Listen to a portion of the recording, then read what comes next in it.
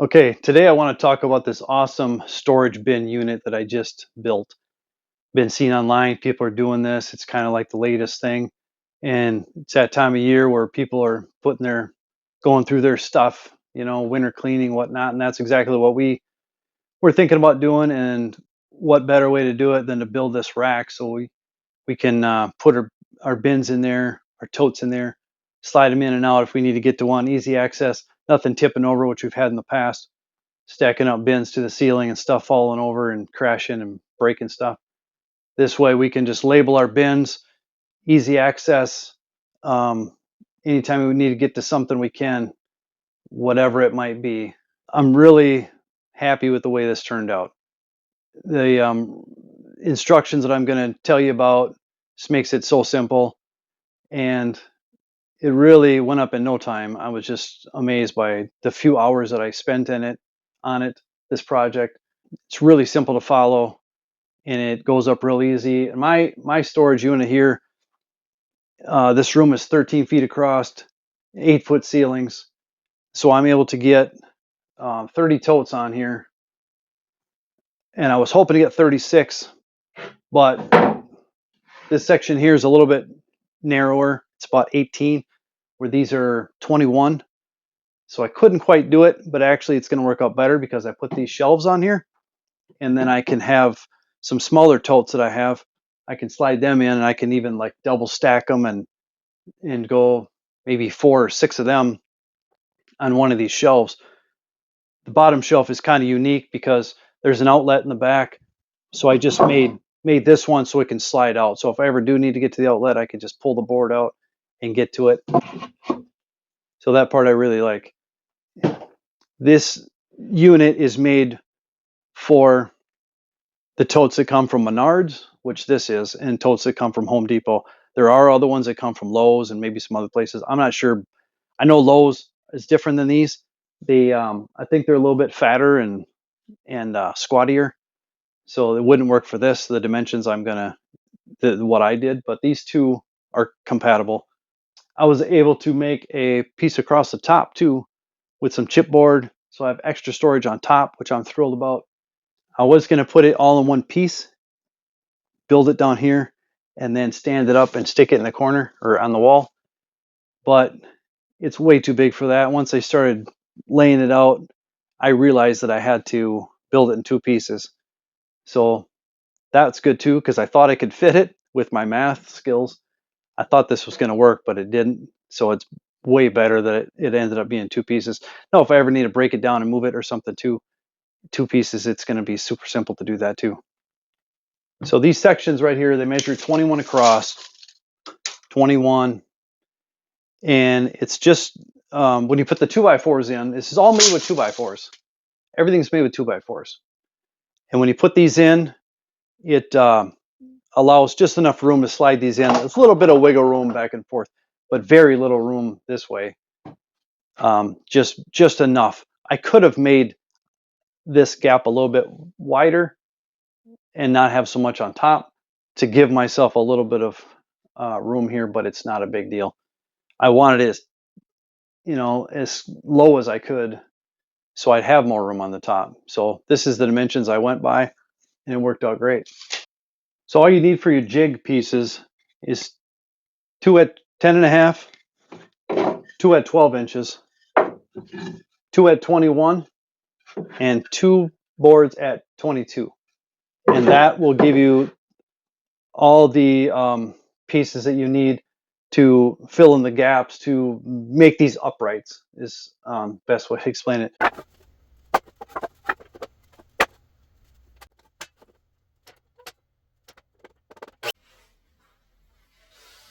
Okay, the process for making these uprights is you want to cut, what I did is I cut 2 uprights at 79 inches and spaced them out on the floor. And then I used a spacer 22 inches and I put that on either end to keep the gap at 22 inches. And then I did basically a scrap piece at the top and the bottom, a 29-inch piece, just like the shelves are going to be. And I placed one at the top, one at the bottom, screwed them in just to keep that distance as I make the thing. And then I come with my spacer of 10.5. Put that on the first one only, 10.5 inches, and then put my cross piece down, which these all measure 29. And then after the 10.5, then you start using the 12-inch. So then each one after that's 12 inches to keep that gap. The other one's the bottom, so you want that a little bit smaller because you don't need the same distance on that one. And then just continue the process. And yours might be different depending on how tall yours is, depending on how you end up with this thing. And then it's the same process. You flip it over and then use the smaller gap again, and then the 10.5, and then you go to 12 for the rest of them. And I'm putting a couple screws in each one as I go, and then I added additional one or two if you want. Once it's up and in place, it's a little bit easier to do, I think. I don't know. In case you mess up, you can easily take it apart if you don't put all the screws in. And then you get all your pieces in, and then you just remove that top piece and remove the bottom piece, and then there's your double upright. So what I ended up using is these 2.5-inch number 8 screws. So that's what I used. I used the whole box. So I used a 5-pound box of screws, and I used, I believe it was 40 studs. I used 25 to see how it was all going to pan out, and then I went back and grabbed another 15, and that made this whole unit here. So it's 13 across by about 7, about 7 high by 13 across. And I probably could have got that middle one in if I didn't have the baseboards on the bottom here. It kind of pushed everything in and wreaked havoc with my numbers a little bit, but it would have been extremely tight. So another thing you can do is, instead of using 2x4s, I've seen people using 2x3s, or you can use a 2x2, which is kind of 2x2 is pretty weak. A 2x3 would be okay though. Save you a few bucks. Yeah, just on these uprights, you could use a 2x3, and that would be okay. It saves a little bit of money, but they're not much cheaper. These studs are about I think I paid $335, $350 a piece for them. So I guess as far as costs go, maybe 140, 150 bucks for all the studs. Maybe not quite that much. How about that? And then the box of screws was 15 bucks, no more than that. The chipboard is like 20 bucks, 25 bucks, somewhere in that range. This is some scrap I had. This is pretty good stuff here, 3/4 inch plywood. So maybe that, if you had to buy a sheet of that, it'd be another 30 bucks. 200 bucks, you can get this whole thing done. It's very cheap, and like I said, easy to do. And one thing I did on these uprights too is when I initially made them, I just put 2 screws in, sometimes one or two. Then I came back in when it was all finished and actually standing up here.